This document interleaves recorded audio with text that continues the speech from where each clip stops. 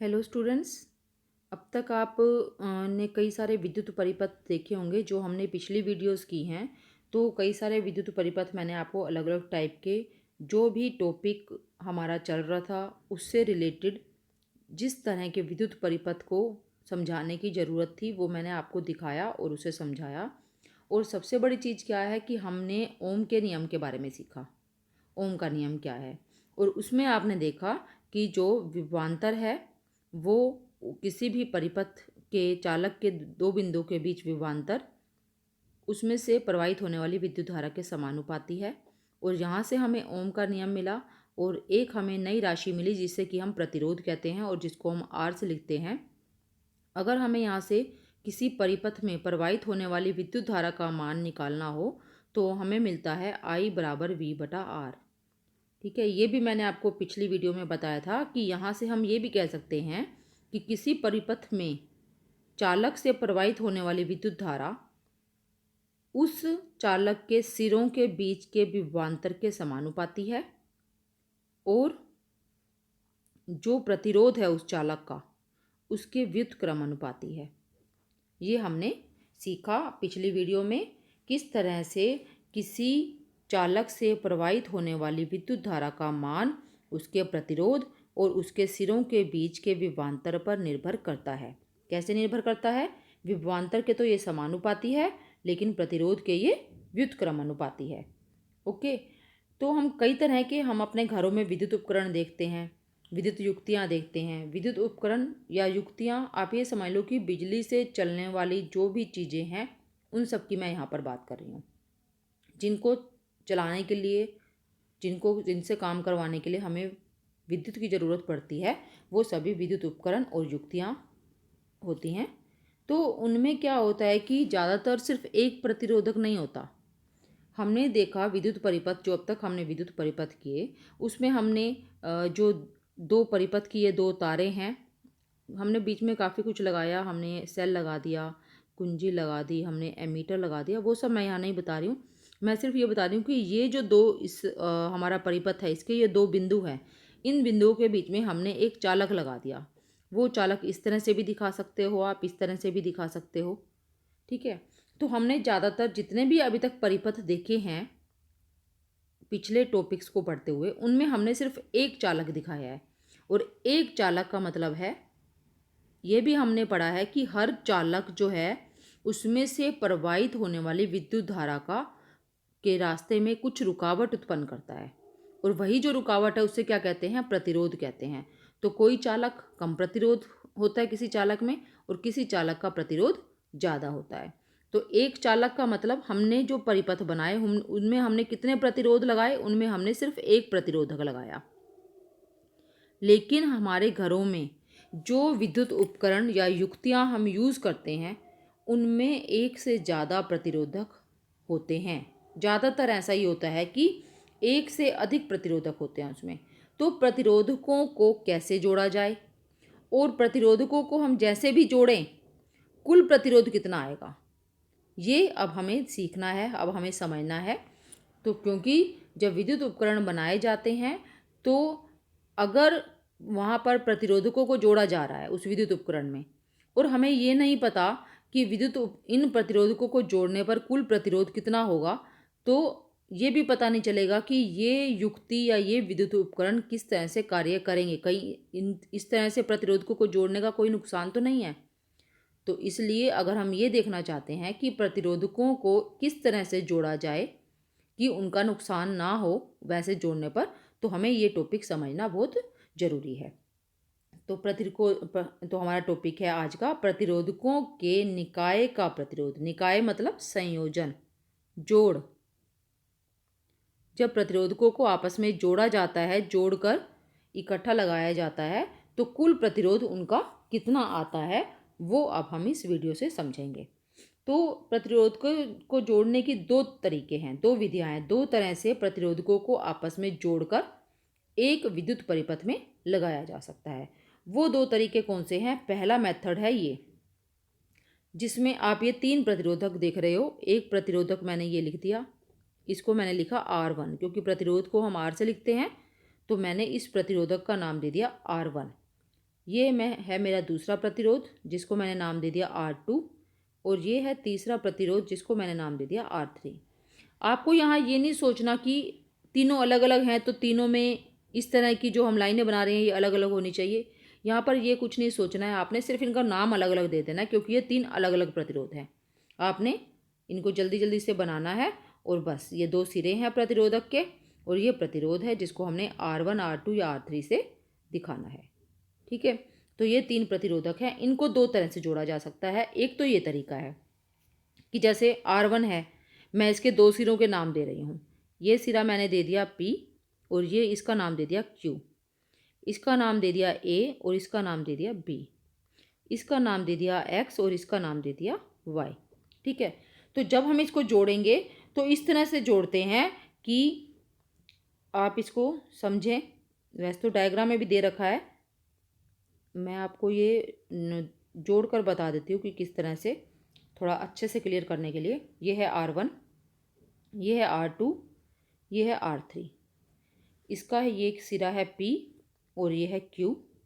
इसका ये सिरा Q जो है दूसरे प्रतिरोधक के A से जुड़ गया, और दूसरे प्रतिरोधक का B तीसरे प्रतिरोधक के X से जुड़ गया, और जो तीसरे प्रतिरोधक का Y है ये हमारे परिपथ में जो मेन तार है उससे ये जुड़ा हुआ है। ठीक है, तो जो हमारा पूरा परिपथ है, जब हमने प्रतिरोधकों को इस तरह से जोड़ा तो अगर हम देखें तो पहले प्रतिरोधक का सिरा जुड़ा है इस परिपथ में, और लास्ट वाले प्रतिरोधक का सिरा, बाकी जो इनके सिरे हैं वो आपस में जुड़े हुए हैं, वो डायरेक्टली जो है परिपथ की तार से जुड़े हुए नहीं है। आप इसमें ये देखो चित्र में दिखाया हुआ है कि पहले प्रतिरोधक का सिरा और लास्ट वाले प्रतिरोधक का बाद वाला सिरा ये मेन परिपथ में जुड़े हुए हैं। परिपथ में ये सिरे भी जुड़े हुए हैं, लेकिन ये डायरेक्टली नहीं है, डायरेक्टली सिर्फ ये वाला सिरा और ये वाला सिरा जुड़े हुए हैं। ऐसा जो संयोजन है प्रतिरोधकों का, इस तरह से प्रतिरोधकों को जोड़ना क्या कहलाता है? श्रेणी क्रम संयोजन। संयोजन का मतलब जोड़। प्रतिरोधकों को इस तरह से जोड़ना कि सभी प्रतिरोधक के सिरे आपस में जोड़ दिए जाएं। एक प्रतिरोधक का दूसरे प्रतिरोधक से, दूसरे का तीसरे से, तीसरे का चौथे से, और जो दोनों पहले और लास्ट प्रतिरोधक के जो सिरे बिना जुड़े रह गए हैं वो परिपथ में जोड़ दिए जाएंगे। आगे समझ। इसके बाद ये तो हो गया श्रेणीक्रम संयोजन, और दूसरी विधि क्या है प्रतिरोधकों को जोड़ने की? वो है पार्श्वक्रम संयोजन। पार्श्वक्रम संयोजन, तो आप देखो जो मैंने श्रेणीक्रम संयोजन बताया है उसमें हमने प्रतिरोधकों के सिरों को आपस में जोड़ा है। सिर्फ जो इनके खुले वाले सिरे रह गए, ये वाला और ये वाला, इनको हमने परिपथ से जोड़ दिया। लेकिन पार्श्वक्रम संयोजन में क्या होता है? इसमें सभी प्रतिरोधकों के सिरे कॉमन बिंदु से जुड़े हुए हैं। R1 है, ये भी X और Y है, इसका भी सिरा। R2 है, इसका भी X और Y है। R3 है, इसका भी X और Y है। आप देख सकते हो X और Y, इन दो बिंदुओं से तीनों प्रतिरोधक जुड़े हुए हैं। और अगर आप देखोगे जैसे हमारी पेपर में लाइनें होती, हमारे पेपर पे लाइनें होती हैं, लाइनें ऐसे होती हैं, समानांतर लाइनें कहते हैं, तो ये भी तीनों इस तरह से ही जुड़े हुए हैं प्रतिरोधक। ये पहला, ये दूसरा, ये तीसरा, तो इसको पार्श्वक्रम संयोजन भी कहते हैं, और इनको समानांतर क्रम में जोड़ा गया है ये भी कहा जाता है। ठीक है, तो ये दो तरीके हैं जिस तरह से प्रतिरोधकों को जोड़ा जा सकता है विद्युत परिपथ बनाते समय या फिर विद्युत उपकरणों में। दो तरह से प्रतिरोधकों को जोड़ा जा सकता है, श्रेणीक्रम संयोजन में या पार्श्वक्रम संयोजन में। अब हमें ये तो पता चल गया कि किस तरह से जोड़ा जा सकता है, लेकिन हमें ये भी पता होना चाहिए कि ऐसे जोड़ने पर श्रेणीक्रम में जोड़ा या पार्श्वक्रम में जोड़ा, किसी भी तरह से अगर हम परिपथ में प्रतिरोधकों को जोड़ते हैं तो उस परिपथ में से प्रवाहित होने वाली विद्युत धारा पर उसका क्या प्रभाव पड़ेगा, विभवांतर कितना होगा और कुल प्रतिरोध कितना होगा, ये हमारे लिए जानना बहुत ज़रूरी है। तो इसलिए हम एक एक करके इन दोनों संयोजन के बारे में पढ़ेंगे, श्रेणीक्रम संयोजन भी और पार्श्व क्रम संयोजन भी। श्रेणी क्रम में संयोजित प्रतिरोधक, तो पहले हम ये देखते हैं। इसके लिए एक सिंपल सा क्रियाकलाप है कि क्या करना है, हमें तीन प्रतिरोध हैं जिनका हमें प्रतिरोध पता है, या हम कह सकते हैं तीन चालक हैं, तीन चालक, या हम उनको प्रतिरोधक भी कह सकते हैं। आपको अगर याद हो तो हमने ये पिछली वीडियो में ये किया था कि जो चालक बहुत कम प्रतिरोध लगाता है विद्युत धारा के लिए उसको अच्छा चालक कहा जाता है। जो बहुत ज़्यादा प्रतिरोध लगाता है उसको हीन चालक कहा जाता है। और जो पर्याप्त मतलब काफ़ी, ना बहुत ज़्यादा ना बहुत कम प्रतिरोध लगाता है, उसे प्रतिरोधक कहा जाता है। तो यहाँ जो ये प्रतिरोधक लिखे हुए हैं, इनका प्रतिरोध ना तो बहुत ज़्यादा है ना ही बहुत कम है, बीच की श्रेणी का है। तो ये प्रतिरोधक क्या है, असल में ये चालक है। ठीक है, तो तीन चालक या तीन प्रतिरोधक हैं और उनके प्रतिरोध हमें पता है। एक का प्रतिरोध है 1 ओम, दूसरे का 2 ओम, तीसरे का 3 ओम।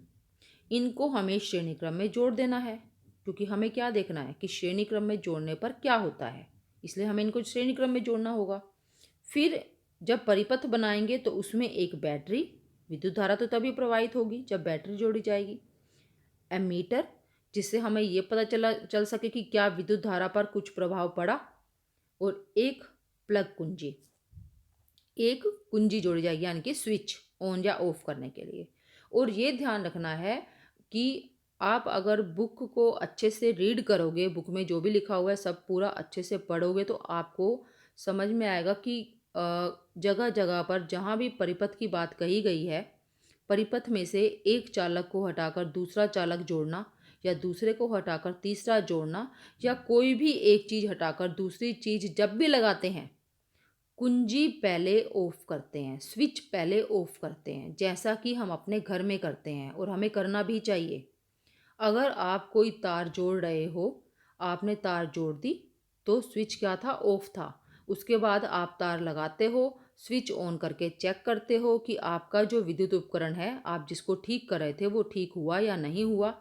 अगर वो ठीक नहीं हुआ है तो क्या करते हैं, स्विच ऑफ करते हैं, फिर दोबारा से हम उसके अंदर कोई दूसरी चीज़ लगाकर देखते हैं। तो बिल्कुल वही यहाँ पूरे चैप्टर में भी आपको यही लिखा मिलेगा कि जब भी हमने एक परिपथ बनाया तो हमने स्विच ऑन किया, अगर हमें उस परिपथ में से कुछ निकालना है या कुछ लगाना है और, तो हम स्विच को ऑफ करते हैं, वो लगाने के बाद दोबारा से ऑन करते हैं। ठीक है, ये आपको ध्यान रखना है। ये बहुत इंपॉर्टेंट बात है जो हमें अपनी डेली लाइफ के लिए हमेशा याद रखनी है, क्योंकि विद्युत धारा से कभी भी खेलना नहीं चाहिए, बिजली से, विद्युत से कभी भी खेलना नहीं चाहिए।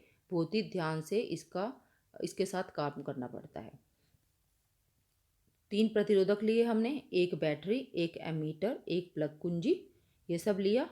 इसके बाद एक जो बैटरी हम ले रहे हैं ना, बैटरी का मान बताया है 6 वोल्ट, बैटरी लिया 6 वोल्ट की।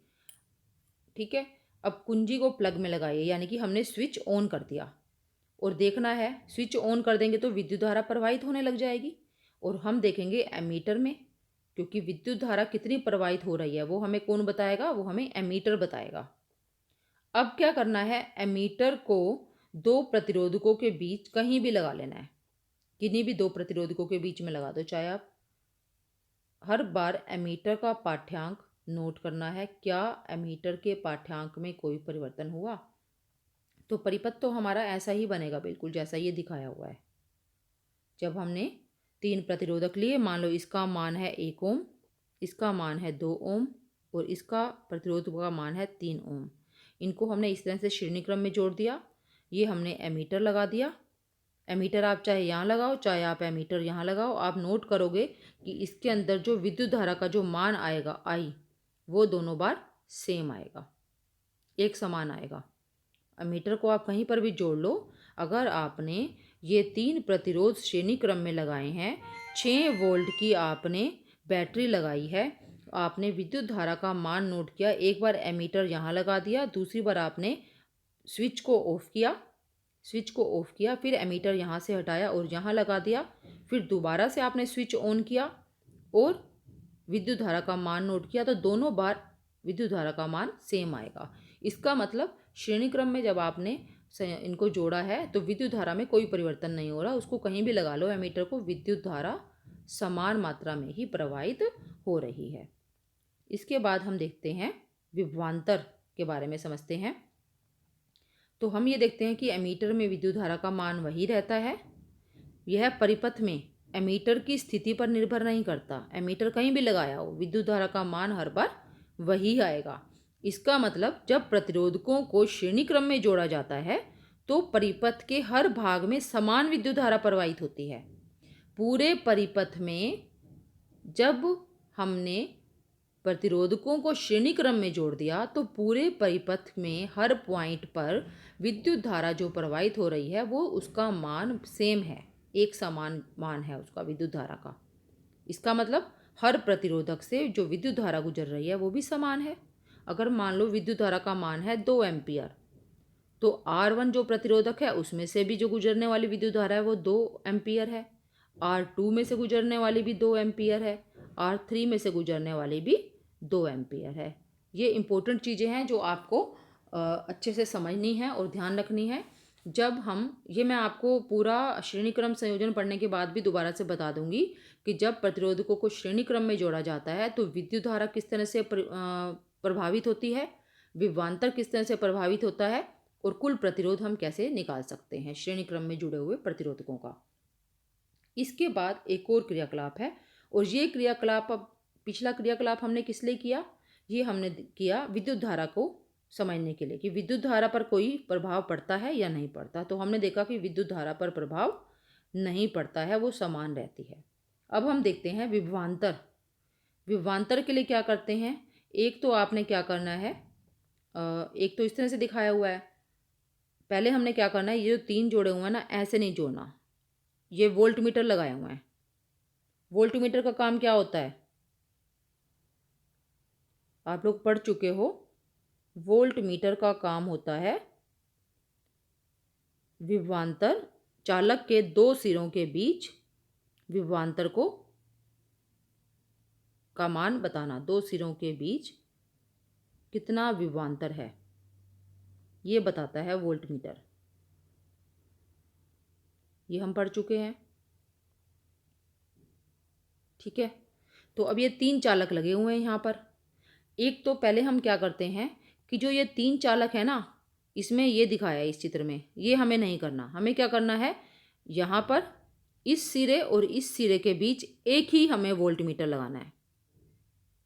ये वोल्टमीटर बताएगा कि जब ये तीनों श्रेणी क्रम में हैं तो इनके पहले और लास्ट सिरे के बीच विभवांतर कितना है, ये हमें ये बता देगा। तो वो हमें नोट कर लेना है, उसको हम भी लिख लेंगे, ठीक है।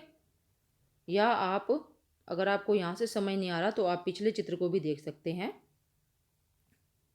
ये वाला देखो आप। जब हमने श्रेणी क्रम में जोड़ा प्रतिरोधकों को तो हमें वोल्टमीटर कहाँ लगाना है, इस सिरे और इस सिरे के बीच में।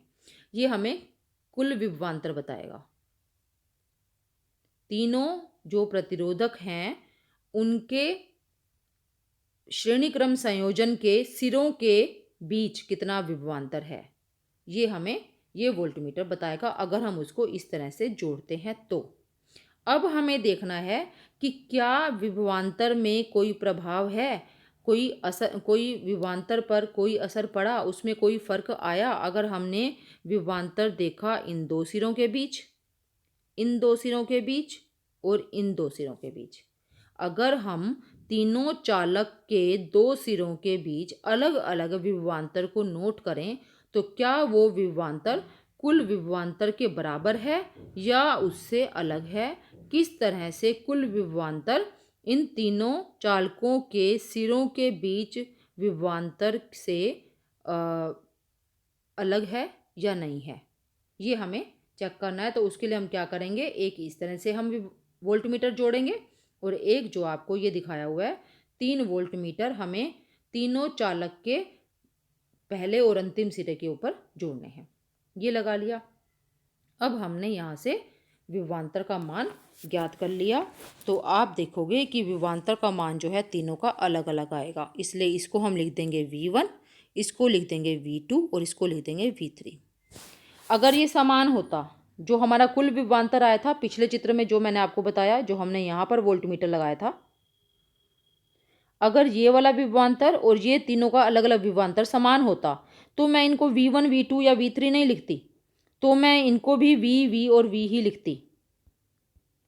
अगर ये और इसका मान समान होता तो मैं इनको भी V लिखती, क्योंकि समान चीज़ों के लिए तो हम समान ही लिखेंगे ना, एक ही नोटेशन यूज़ करेंगे, हम एक ही प्रतीक यूज़ करेंगे। लेकिन क्योंकि ये जो श्रेणी क्रम में संयोजित प्रतिरोधकों के सिरों के बीच जो विभवांतर है वो, और ये अलग अलग चालकों के सिरों के बीच विभवांतर है वो भिन्न भिन्न है इनका मान, इसलिए मैं इनको लिखूंगी V1 V2 V3।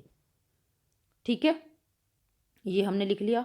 हमने देखा कि विद्युत धारा तो समान प्रवाहित हो रही है तीनों चालकों में से, कोई अंतर नहीं है, लेकिन विभवांतर तीनों चालकों का अगर इनको अलग अलग से विभवांतर देखा जाए तो भिन्न है, और अगर श्रेणी क्रम का विभवांतर देखा जाए तो वो भिन्न है। तो ये पूरा क्रियाकलाप बताया है। वोल्टमीटर प्लग में कुंजी लगाई, पहले वाला मैंने आपको बता दिया। उसके बाद ये दिया हुआ है अन्य दो प्रतिरोधकों प्लग में कुंजी लगाइए और पहले प्रतिरोधक के सिरों के बीच विभवांतर मापिए। फिर बाकी के जो प्रतिरोधक हैं उनके सिरों के बीच भी हमें अलग अलग विभवांतर मापना है, दो अलग अलग वोल्ट मीटर लगाकर। मान लीजिए ये है V2 V3, तो तीनों का विभवांतर क्या हो गया, V1 V2 V3। और ये क्या है, ये क्या है, ये कुल विभवांतर है। यहाँ पर जो कुल विभवांतर आया ये है V। तो आप देखोगे अगर हम ये क्रियाकलाप करते हैं तो हम देखेंगे एक बहुत ही इंटरेस्टिंग चीज़ कि जो हमारा कुल विभवांतर आया है वो इन तीनों विभवांतर के योग के बराबर है। ये हमें यहाँ से संबंध पता चलेगा।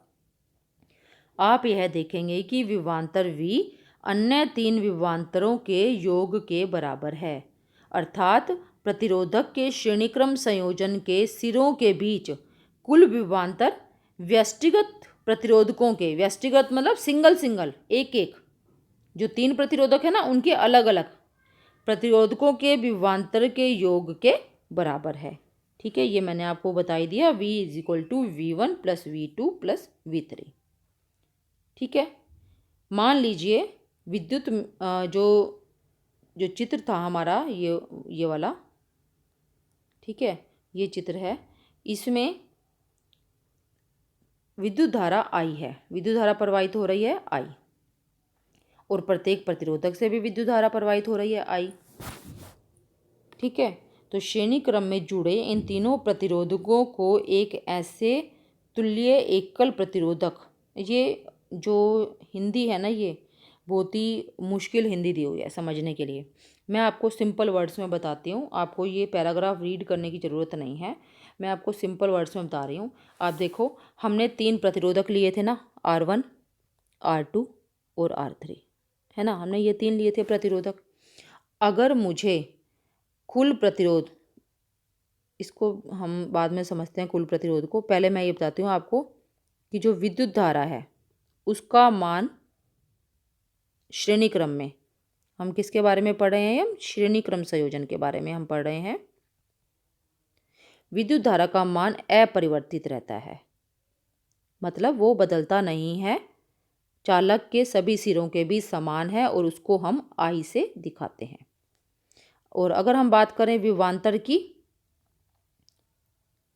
श्रेणी क्रम संयोजन का विभवांतर क्या है, उसका विभवांतर कितना लिखा था हमने, उसको हमने दिखाया था V से।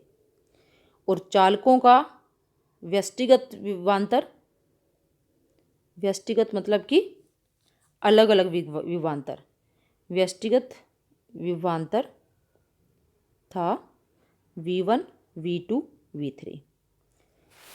अगर मुझे ये जो तीनों विभवांतर हैं, ठीक है, तो जैसे तीन प्रतिरोधक हैं अलग अलग, तो उनके लिए मुझे एक ही प्रतिरोधक लिखना है जो कि उनके जोड़ के बराबर है। जोड़ का मतलब है यहाँ पे कि उनको चाहे वो प्लस करके आए चाहे वो माइनस करके आए, कैसे भी आए, R1 R2 R3 को आपस में जोड़ने पर जो कुल प्रतिरोध आएगा, कुल प्रतिरोध का मतलब मेरा यहाँ पर बिल्कुल भी नहीं है कि वो प्लस करके आएगा या माइनस करके आएगा। मुझे नहीं पता कितना आएगा, वो मैं अभी आपको आगे बताने वाली हूँ।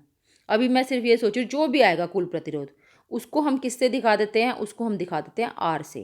क्योंकि जैसे हमने ये अलग अलग विभवांतर को V1 V2 V3 से दिखाया, लेकिन संयोजन का विभवांतर हमने किससे दिखाया, V से। तो ऐसे ही संयोजन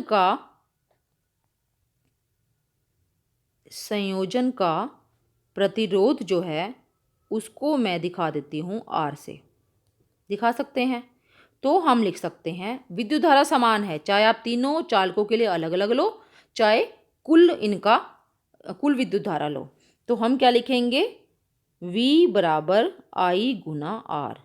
यहाँ पर I तो है विद्युत धारा, श्रेणी क्रम में जोड़े गए प्रतिरोधकों में से प्रवाहित होने वाली विद्युत धारा।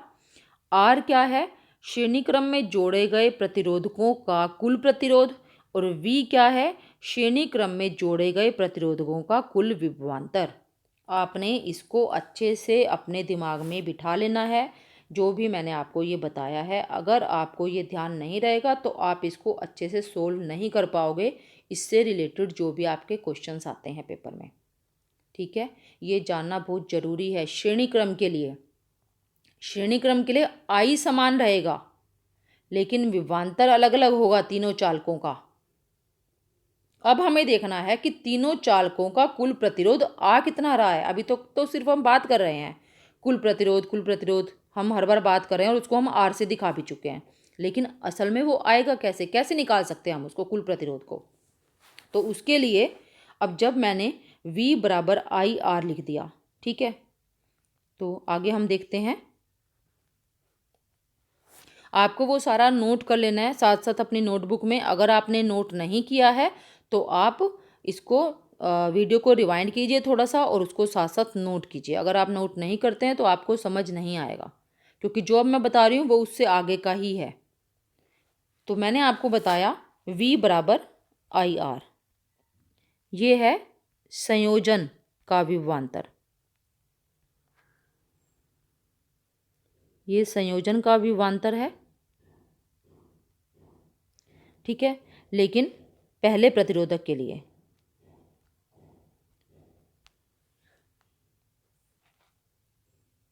पहले प्रतिरोधक एक के लिए ये I है।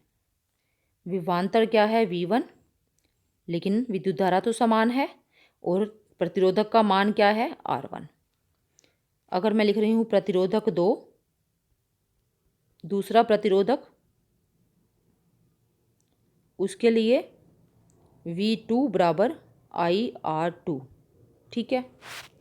और तीसरा प्रतिरोधक, ध्यान से समझना है आपने और नोट भी करना है। तीसरा प्रतिरोधक, इसके लिए V3 बराबर IR3। आ गया समझ। लेकिन हमें क्या पता है, हमें पता है कि V बराबर V1 plus V2 plus V3, वो हम क्रियाकलाप से देख चुके हैं कि तीनों का जो अलग अलग विभवांतर होगा, तीनों चालकों के सिरों के बीच अलग अलग जो विभवांतर है, वो श्रेणी क्रम संयोजन के सिरों के बीच कुल विभवांतर के बराबर है। अब मैं क्या करूँगी, मैं ये V1 V2 V3 का जो यहाँ से मान दिया हुआ है उसको मैं यहाँ पर इसके अंदर रख देती हूँ। मैथ में आप करते हो ना कि मान रखने पर, तो ये तीनों का मान V1 V2 V3 का मान रखने पर, आपको मैं मैथ की तरह से ही बता देती हूँ क्या होगा। V क्या है, V हमने ये लिखा हुआ है IR। V1 क्या है, IR1। V2 IR2 और V3 IR3। मैथ के अकॉर्डिंग ही हम चल रहे हैं। I तीनों में है, I क्या करेंगे, कॉमन ले लेंगे, R1 R2 plus R3। I से I कट जाएगा तो हमारे पास क्या आ गया, R बराबर R1 plus R2 plus R3। किसके लिए आया है ये, ये आया है श्रेणी क्रम संयोजन के लिए। अब आपको समझ आ गया कि कुल प्रतिरोध कैसे निकालेंगे। जब हम प्रतिरोधकों को श्रेणी क्रम में जोड़ते हैं तो जितने भी प्रतिरोधक जोड़े गए हैं उन प्रतिरोधकों का कुल प्रतिरोध अगर हमें निकालना है तो वो कैसे निकाल सकते हैं? तीनों प्रतिरोधकों के मान को जोड़कर। आर कुल प्रतिरोध बराबर R1 plus R2 plus R3। अगर और ज़्यादा प्रतिरोध है तो उनको भी प्लस कर देंगे, और कम है तो दो है तो दो को प्लस करेंगे, चार प्रतिरोधक हैं तो चार को प्लस करेंगे। उनके मान को प्लस करके कुल प्रतिरोध हम निकाल सकते हैं। कुल प्रतिरोध श्रेणी क्रम में संयोजित प्रतिरोधकों का सभी प्रतिरोधकों के मान के जोड़ के बराबर होता है। यहाँ पर मैं आप बोल रही हूँ कि जोड़ के बराबर होता है। अभी तक मैंने आपको ये नहीं बोला था। जब भी मैंने कुल प्रतिरोध कहा है तो मैंने ये बताया है कि हमें नहीं पता कि कुल प्रतिरोध कहाँ से निकालना है, कैसे निकालना है, लेकिन अब हमें पता है कुल प्रतिरोध उन प्रतिरोधकों के मान के जोड़ के बराबर है। समझ आ गया आपको? इतना आपको ये अच्छे से कर लेना है, समझ लेना है, और अगर आपको ये समझ आया तो ही आप आगे क्वेश्चन कर पाओगे। एक क्वेश्चन मैं आपको इसका समझा देती हूँ जो आपकी बुक में दिया है। एक विद्युत लैंप है जिसका प्रतिरोध 20 ओम है। ओम नहीं लिखा यहाँ पर, इन्होंने ओम लिखना चाहिए था। ये लैंप है, 20 प्रतिरोध इसका ओम है, 20 ओम। और ये एक चालक है जिसका प्रतिरोध 4 ओम है, और बैटरी जो है उसका विभवांतर है 6 वोल्ट, यानी कि हमारा कुल विभवांतर है। V कितना दिया हुआ है हमें, जैसे मैंने आपको बताया कि मैं साथ साथ पढ़ूंगी और साथ साथ लिखूंगी। एक ये प्रतिरोध है तो इसको मैं R1 लिख सकती हूँ 20 ओम। एक ये प्रतिरोध है 4 वाला, R2 क्या है 4 ओम। फिर हमें 6 वोल्ट बैटरी दी हुई है, यानी कि हमारे पास जो विभवांतर है वो क्या है 6 वोल्ट। ठीक है, परिपथ का कुल प्रतिरोध निकालना है हमें। आप देखो कैसे जोड़े हुए हैं, ये प्रतिरोधक श्रेणी क्रम में जोड़े हुए हैं। तो कुल प्रतिरोध R बराबर क्या होगा, R1 प्लस R2। यहाँ पर दो ही प्रतिरोधक है ना, इसलिए कुल प्रतिरोध इनको जोड़कर आ जाएगा 20 प्लस 4 बराबर 24 ओम। आ गया कुल प्रतिरोध। एक क्वेश्चन हमारा हो गया सोल्व। इसके बाद परिपथ में प्रवाहित विद्युत धारा। परिपथ में प्रवाहित विद्युत धारा हम आसानी से निकाल सकते हैं। फॉर्मूला है हमारा V बराबर आई आर या I बराबर V बटा R। कुल विभवांतर हमें पता है 6 और R क्या है 24, तो ये आ जाएगा 1/4 बराबर 0.25 विद्युत धारा का मात्रक एम्पियर। दूसरा क्वेश्चन भी सोल्व हो गया हमारा बी पार्ट। तीसरा है विद्युत लैंप तथा चालक के सिरों के बीच विभवांतर, मतलब कि हमें इनका अलग अलग विभवांतर बताना है। यहाँ का V1 और ये V2, ये भी आप बता सकते हो। हमने क्या किया है, हमने किया है आपको समझाने के लिए, ताकि आपको ये सारा जो हम कर चुके हैं ये सारा आपको नोट करना है साथ साथ, क्योंकि क्वेश्चन आप अगर साथ साथ आंसर इसका नोट नहीं करते हो, कैसे हम सोल्व कर रहे हैं वो अगर आप नोट नहीं करते हो तो आपको बाद में समझने में बहुत दिक्कत होगी। इसलिए आप इसको साथ साथ नोट कर लो। जो मैं थर्ड पार्ट करवा रही हूँ वो भी आपको नोट करना है इसमें। इसके बाद हमें थर्ड पार्ट निकालना है विद्युत लैंप तथा चालक के। पहले हम विद्युत लैंप के निकालते हैं। विद्युत लैंप को हमने 1 नाम दिया है ना, तो मैं V1 निकालूंगी। हमें पता है V1 बराबर IR1, यही होता है। तो I क्या है, I है विद्युत धारा का मान कितना है 0.25, और R1 क्या है 20। इसको आप सोल्व करोगे तो आपका आंसर आ जाएगा 5 वोल्ट। आप 0.25 की जगह सीधा 1/4 लिखोगे तो आंसर एकदम जल्दी से आ जाएगा। हमारा आ गया ये विद्युत लैंप का विभवांतर। अब मुझे निकालना है चालक का। चालक को मैंने क्या लिखा है 2 से, यानी कि मुझे निकालना है V2, और वो किसके बराबर है IR2। I है 0.25, तो मैं इसको 0.25 लिख कर 1/4 लिख दूँ, 1/4, और R2 कितना है 4, कितना आ गया ये 1 वोल्ट। अब यहाँ से आप देखो हमने जब देखा था कि कुल विभवांतर कितना होता है तो वहाँ पर हमने देखा था कि V बराबर V1 प्लस V2 होता है ना। तो वही आ रहा है यहाँ पर, V1 है 5, V2 है 1, कितना आ गया 6 वोल्ट, और ये भी 6 वोल्ट दिया हुआ है हमें। तो इसका मतलब हमारा जो आंसर है वो सही है। आपका आंसर भी चेक हो जाएगा यहाँ से कि आपने ठीक किया या नहीं किया। इस तरह से आपको इससे रिलेटेड बहुत ही सिंपल सिंपल क्वेश्चंस आपके एग्जाम्स में आते हैं और आपको बहुत आसानी से आप इसे कर सकते हैं। आप इसको ध्यान से देखना, श्रेणी क्रम में संयोजन आपको समझ आएगा तो आपको पार्श्व क्रम संयोजन तो और भी आसानी से समझ आ जाएगा। ओके।